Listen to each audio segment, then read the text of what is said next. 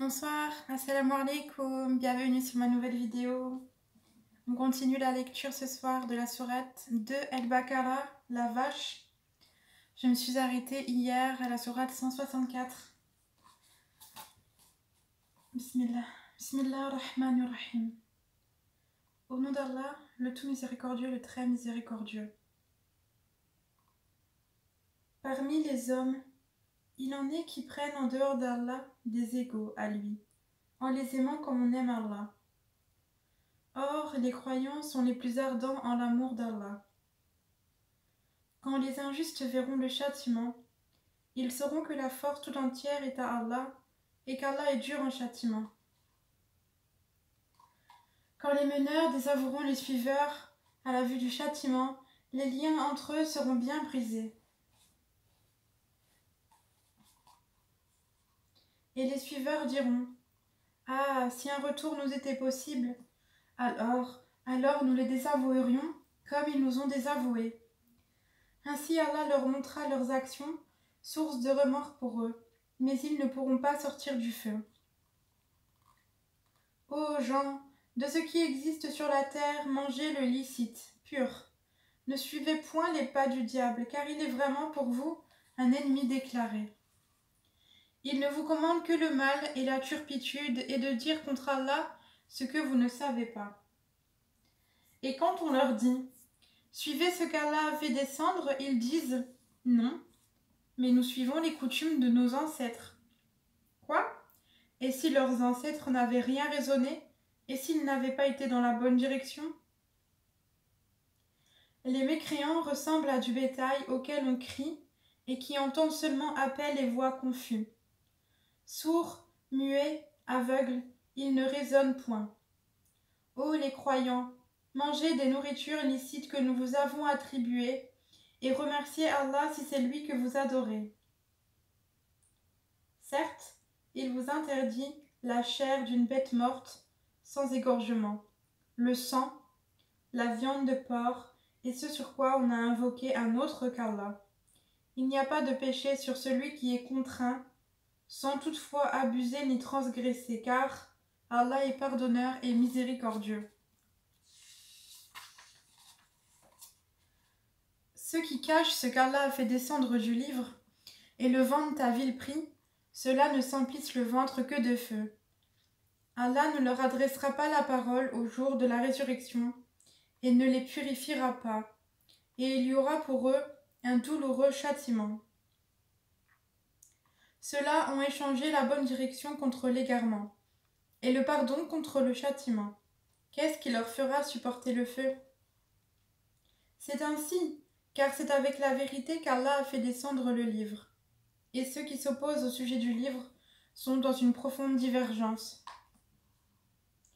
La bonté pieuse ne consiste pas à tourner vos visages vers le levant ou le couchant.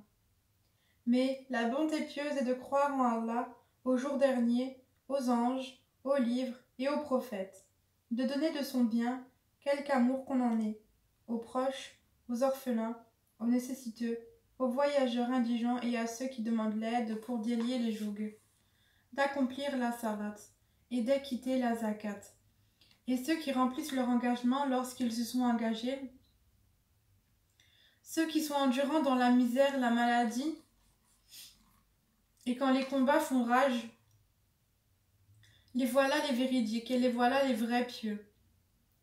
Ô les croyants, on vous a prescrit le talion au sujet des tués, homme libre pour homme libre, esclave pour esclave, femme pour femme. Mais celui à qui son frère aura pardonné en quelque façon doit faire face à une requête convenable et doit payer des dommages de bonne grâce. Ceci est un allègement de la part de votre Seigneur et une miséricorde, donc quiconque après cela transgresse aura un châtiment douloureux. C'est dans le talion que vous aurez la préservation de la vie, ô vous doués d'intelligence. Ainsi atteindrez-vous à la piété. On vous a prescrit quand la mort est proche de l'un de vous, et s'il laisse des biens, de faire un testament en règle en faveur de ses pères et mères et de ses plus proches. C'est un devoir pour les pieux. Quiconque l'altère après l'avoir entendu, le péché ne reposera que sur ceux qui l'ont altéré. Certes, Allah est audient et omniscient. Mais quiconque craint d'un testateur quelque partialité volontaire ou involontaire et les réconcilie, alors pas de péché sur lui, car Allah est certes pardonneur et miséricordieux. Ô les croyants, on vous a prescrit as-siyam, comme on l'a prescrit à ceux d'avant vous. Ainsi atteindrez-vous la piété. Pendant un nombre déterminé de jours, quiconque d'entre vous est malade ou en voyage devra jeûner un nombre égal d'autres jours. Mais pour ceux qui ne pourraient le supporter qu'avec grande difficulté, il y a une compensation. Nourrir un pauvre. Et si quelqu'un fait plus de son propre gré, c'est pour lui, mais il est mieux pour vous de jeûner si vous saviez. Ces jours sont le mois du Ramadan, au cours duquel le Coran a été descendu comme guide pour les gens, épreuve claire de la bonne direction et du discernement. Donc, quiconque d'entre vous est présent en ce mois, qu'il jeûne, et quiconque est malade ou en voyage, alors qu'il jeûne un nombre égal d'autres jours. Allah veut pour vous la facilité. Il ne veut pas la difficulté pour vous, afin que vous en complétiez le nombre et que vous proclamiez la grandeur d'Allah pour vous avoir guidé, et afin que vous soyez reconnaissants. Et quand mes serviteurs t'interrogent sur moi, alors je suis tout proche. Je réponds à l'appel de celui qui me prie quand il me prie. Qu'ils répondent à mon appel et qui croient en moi, afin qu'ils soient bien guidés. On vous a permis, la nuit d'Es-Siem, d'avoir des rapports avec vos femmes. Elles sont un vêtement pour vous et vous êtes un vêtement pour elles. Allah sait que vous aviez clandestinement des rapports avec vos femmes. Il vous a pardonné et vous a gracié. Cohabitez donc avec elles maintenant et cherchez ce qu'Allah a prescrit en votre faveur. Mangez et buvez jusqu'à ce que se distingue pour vous le fil blanc de l'aube du fil noir de la nuit. Puis, accomplissez le jeûne jusqu'à la nuit. Mais ne cohabitez pas avec elles pendant que vous êtes en retraite rituelle dans les mosquées. Voilà les lois d'Allah, ne vous en approchez donc pas pour les transgresser. C'est ainsi qu'Allah expose aux hommes ses enseignements afin qu'ils deviennent pieux. Et ne dévorez pas mutuellement et illicitement vos biens, et ne vous en servez pas pour corrompre des juges, pour vous permettre de dévorer une partie des biens des gens injustement et sciemment. Ils t'interrogent sur les nouvelles lunes. Dis, elles servent aux gens pour compter le temps, et aussi pour le hajj, pèlerinage. Et ce n'est pas un acte de bienfaisance que de rentrer chez vous par l'arrière des maisons. Mais la bonté pieuse consiste à craindre Allah. Entrez donc dans les maisons par leurs portes, et craignez Allah afin que vous réussissiez. Combattez dans le sentier d'Allah ceux qui vous combattent, et ne transgressez pas. Certes, Allah n'aime pas les transgresseurs. Et tuez-les où que vous les rencontriez, et chassez-les d'où ils vous ont chassés. L'association est plus grave que le meurtre, mais ne les combattez pas près de la mosquée sacrée avant qu'ils ne vous y aient combattu. S'ils vous y combattent, tuez-les donc. Telle est la rétribution des mécréants. S'ils cessent, Allah est, certes, pardonneur et miséricordieux. Et combattez-les jusqu'à ce qu'il n'y ait plus d'association et que la religion soit entièrement à Allah seul. S'ils cessent donc plus d'hostilité, sauf contre les injustes. Le mois sacré pour le mois sacré. Le talion s'applique à toute chose sacrée. Donc, quiconque transgresse contre vous, transgresse contre lui, et à transgression égale. Et craignez Allah, et sachez qu'Allah est avec les pieux. Et dépensez dans le sentier d'Allah, et ne vous jetez pas par vos propres mains dans la destruction. Et faites le bien, car Allah aime les bienfaisants. Et accomplissez pour Allah le pèlerinage et l'Umrah. Si vous en êtes empêché, alors faites un sacrifice qui vous soit facile. Et ne rasez pas vos têtes avant que l'offrande, l'animal à sacrifier n'ait atteint son lieu d'immolation. Si l'un d'entre vous est malade ou souffre d'une affection de la tête et doit se raser, qu'il se rachète alors par un siyam, ou par une aumône, ou par un sacrifice. Quand vous retrouverez ensuite la paix, quiconque a joui d'une vie normale après avoir fait l'Umrah en attendant le pèlerinage doit faire un sacrifice qui lui soit facile. S'il n'a pas les moyens, qu'il jeûne 3 jours pendant le pèlerinage et 7 jours une fois rentré chez lui, soit en tout 10 jours. Cela est prescrit pour celui dont la famille n'habite pas auprès de la mosquée sacrée. Et craignez Allah, et sachez qu'Allah est dur en punition. Le pèlerinage a lieu dans des mois connus.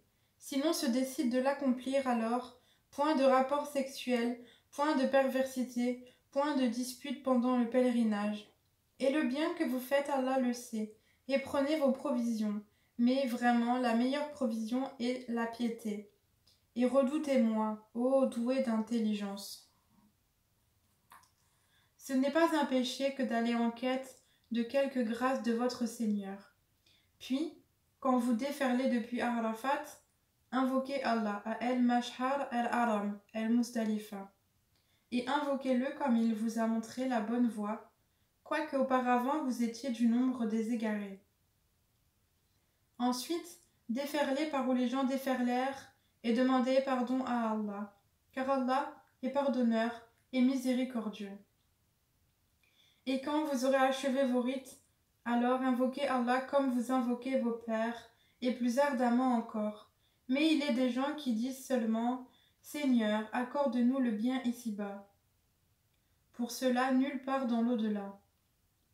Et il est des gens qui disent « Seigneur, accorde-nous belle part ici-bas et belle part dans l'au-delà, et protège-nous du châtiment du feu ». Ceux-là auront une part de ce qu'ils auront acquis, et Allah est prompt à faire rendre compte.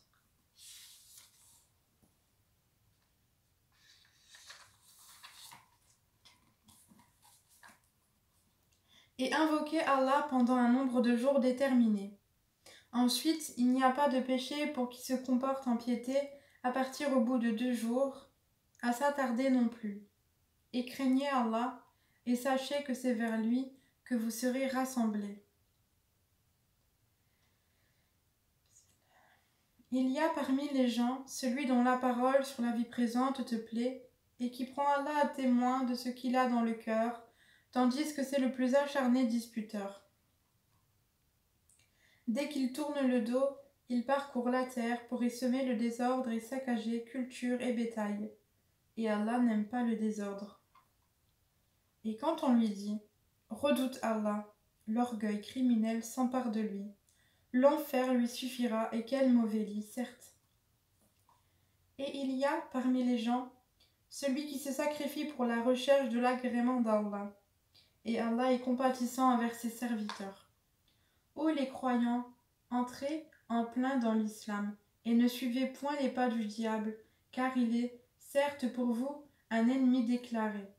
Puis, si vous bronchez après que l'épreuve vous soit venue, sachez alors qu'Allah est puissant et sage. Qu'attendent-ils sinon qu'Allah leur vienne à l'ombre des nuées, de même que les anges, et que leur sort soit réglé? Et c'est à Allah que toute chose est ramenée. Demande aux enfants d'Israël combien de miracles évidents nous leur avons apportés. Or, quiconque altère le bienfait d'Allah après qu'il lui soit parvenu, alors Allah vraiment est dur en punition. On a enjolivé la vie présente à ceux qui ne croient pas, et ils se moquent de ceux qui croient. Mais les pieux seront au-dessus d'eux au jour de la résurrection, et Allah accorde ses bienfaits à qui il veut sans compter.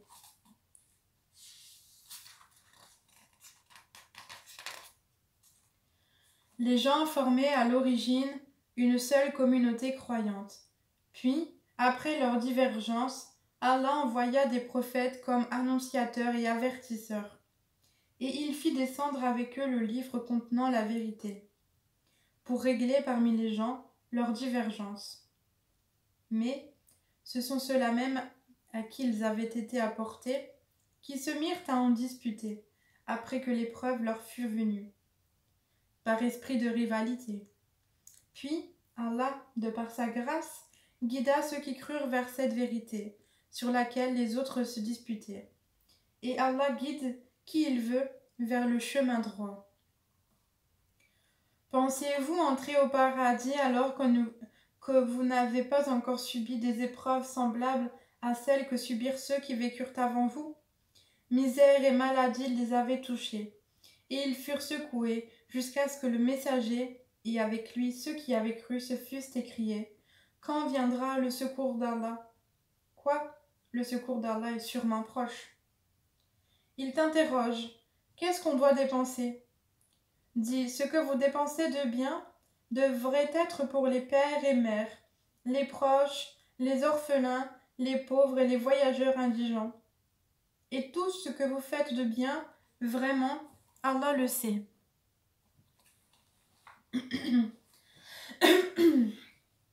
Bismillah.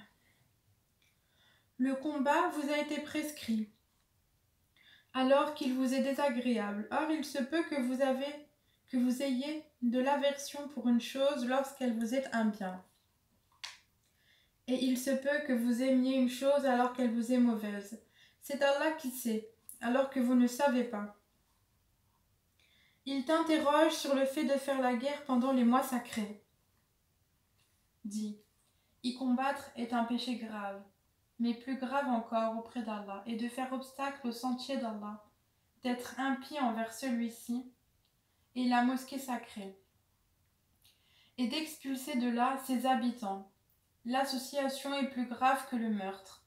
Or, ils ne cesseront de vous combattre jusqu'à, s'ils peuvent, vous détourner de votre religion. Et ceux qui parmi vous abjureront leur religion et mourront infidèles, vaines seront pour eux leurs actions dans la vie immédiate et la vie future. Voilà les gens du feu. Ils y demeureront éternellement. Certes, ceux qui ont cru, émigré et lutté dans le sentier d'Allah, ceux-là espèrent la miséricorde d'Allah, et Allah est pardonneur et miséricordieux. Ok. Donc 218. Je m'arrête au verset 218. Et voilà. J'espère que cette lecture vous a plu. Que ça vous fasse un peu de bien. Moi, ça me fait du bien quand je lis. Alhamdoulilah. Et ah oui, les explications aujourd'hui. 218, c'est ça. Bah, écoutez, ce qu'on va faire, c'est que je vais prendre ce Coran-là, puisqu'elles sont dans celui-ci, les explications. Et je vais mettre celui-ci en attendant. Hop. Alors, 164 à 218. Bismillah.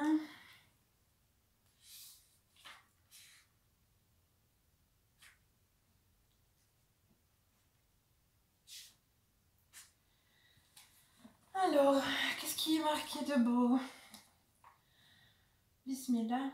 Dans le sentier d'Allah, qui signifie au service d'Allah, dans les bonnes œuvres, on comprend ici, en premier lieu, la guerre et la lutte contre les ennemis d'Allah.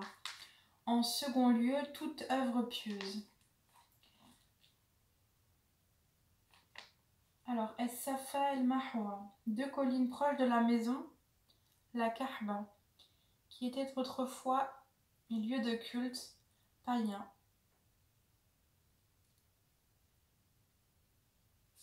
Ok.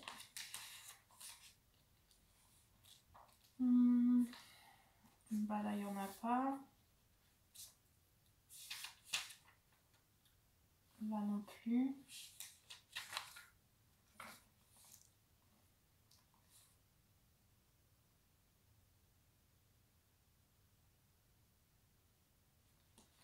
À délier les jougs, c'est-à-dire l'affranchissement des esclaves et des prisonniers de guerre. Les combats dans la guerre contre les infidèles.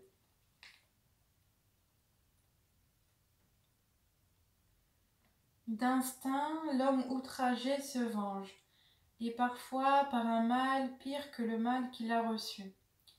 L'application du talion a pour effet d'ôter à l'homme le droit de se venger lui-même comme il l'entend, et substitue à l'instinct de vengeance la nécessité de justice. Le talion représente donc déjà un adoucissement des mœurs. Il est encore tempéré.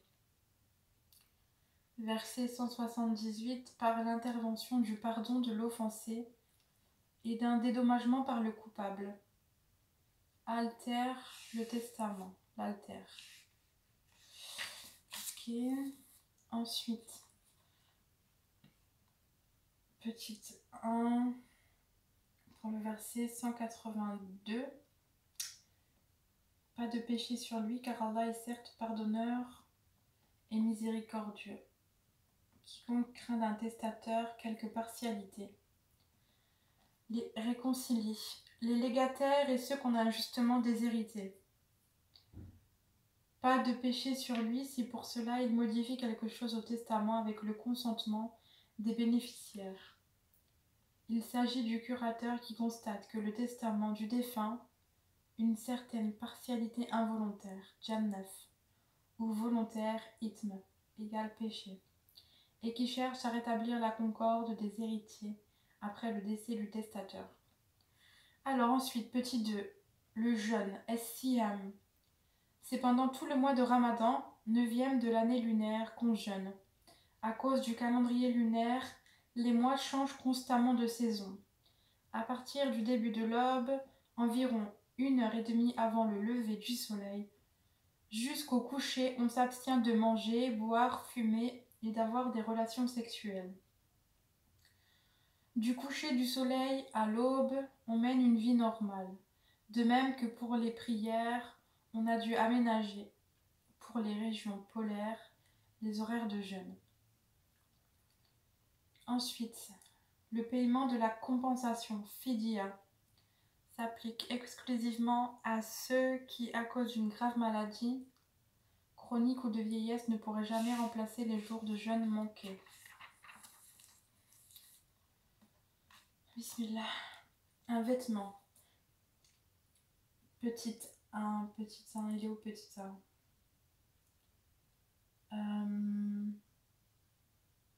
Il faut entendre par là une source de tranquillité, de quiétude et de complémentarité réciproque entre les deux époux. Ah oui, pour la femme est un vêtement pour l'homme et l'homme est un vêtement pour sa femme.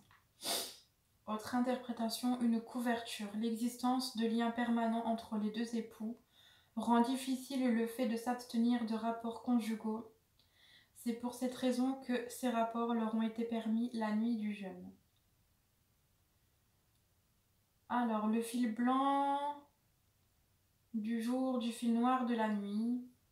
Il faut entendre par là l'apparition de la lueur de l'aube.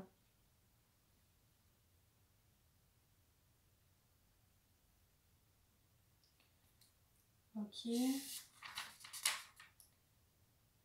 Alors, petite 1.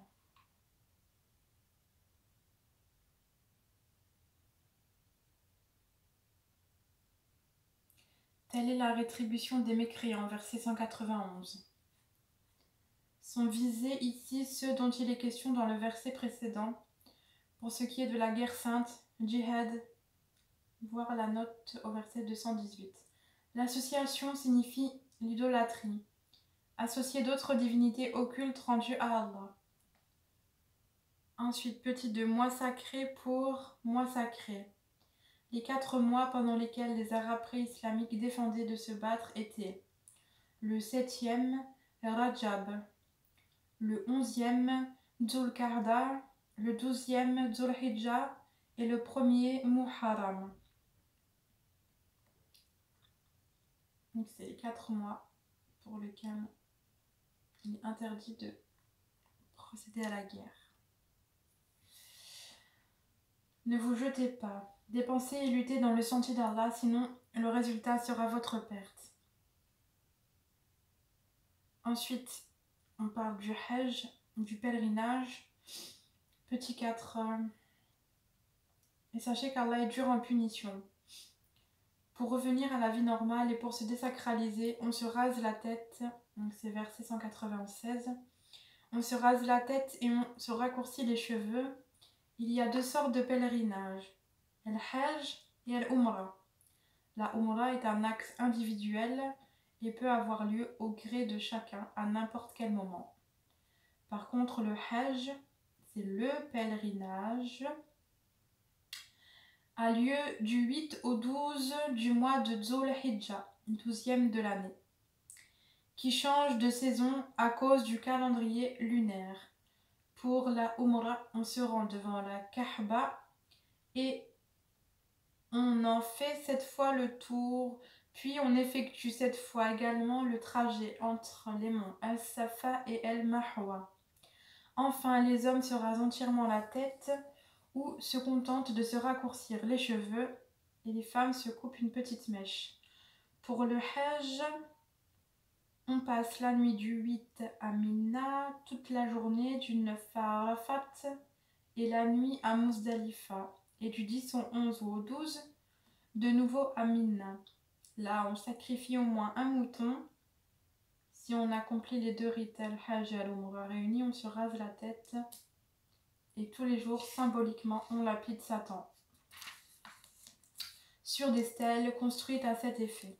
Et pendant ce séjour prolongé à Mina, on se rend de nouveau à la Mecque pour accomplir le reste des obligations, puis on rentre à Mina. Pendant le temps de sacralisation, les hommes et non les femmes portent des habits spéciaux, un pagne et une houppelande, tout en ayant la tête découverte. Cependant, hommes et femmes ne doivent ni se raser, ni se couper les ongles, ni avoir des rapports sexuels. Ensuite, lorsque vous retrouverez la paix, signifie une fois débarrassé de l'ennemi qui vous a empêché d'accéder à la Mecque. De là, point de rapport lors du pèlerinage, ni d'en parler, ni d'en faire les préludes. D'aller en quête de quelques grâces, ça signifie expression assez fréquente. Les commentateurs y voient le profit que les hommes tirent du commerce, lequel profit est considéré comme étant une grâce d'Allah. Quand vous sortez de Arafat, etc., rite du pèlerinage. Verset 196. El-Mashar, El-Aram, c'est El-Muzdalifa. Okay. Ce verset abolit la pratique des Mécois de l'anté-islam qui, lors du pèlerinage, s'arrêtaient à Muzdalifa et n'allaient pas jusqu'au mont Arafat. Ensuite, le jour du jugement dernier, Allah tranchera entre toutes ses créatures. Et enfin, ceux qui ont cru et émigré. Petit 2, hop, du verset 218. Certes, ceux qui ont cru, émigré et lutté dans le sentier d'Allah. Ceux qui ont fait l'émigration, l'égir avec le prophète, ou qui l'ont rejoint à Médine. Et lutter, parmi les droits de la belligérance, il y a celui de tuer l'ennemi pour se défendre et défendre l'islam. Mais le mot djihad traduit par lutte a un sens beaucoup plus large. Dans Sourate 8, verset 72, on parle de lutter corps et biens, à quoi le hadith ajoute même par la langue et par tout autre effort, y compris l'effort contre soi-même. La guerre sainte, dont il est si souvent question dans les écrits européens sur l'islam, n'est qu'une traduction erronée du mot djihad. N'est-ce pas? Subhanallah. Or, ce mot signifie aussi effort collectif, où il n'est question ni de guerre ni de tuerie, moins encore de sainteté. La guerre dans le sentier d'Allah est certes une obligation en islam. La guerre dans le sentier d'Allah exige le sacrifice et la renonciation à tout but profane, gloire, patriotisme, pillage, excès, conquête, etc. Et la vie, dans son ensemble, doit reposer sur les principes de paix juste et équitable, comme le dit si bien le prophète. Or, c'est dans ce sens de lutte dans le sentier d'Allah que la guerre se justifie. Toutefois, la guerre qui vise à convertir par la force à l'islam est strictement interdite. Voir Sourate 2, verset 256. Et c'est la fin des explications. Et machallah, quelle belle explication. Donc 218, verset 218. Voilà. J'espère que cette lecture vous a plu. Je vous souhaite une excellente soirée. Il est un peu tard. Et il y a 30 minutes d'enregistrement. Donc je pense que vous aurez sûrement la vidéo demain. Barakallahu fik à tous.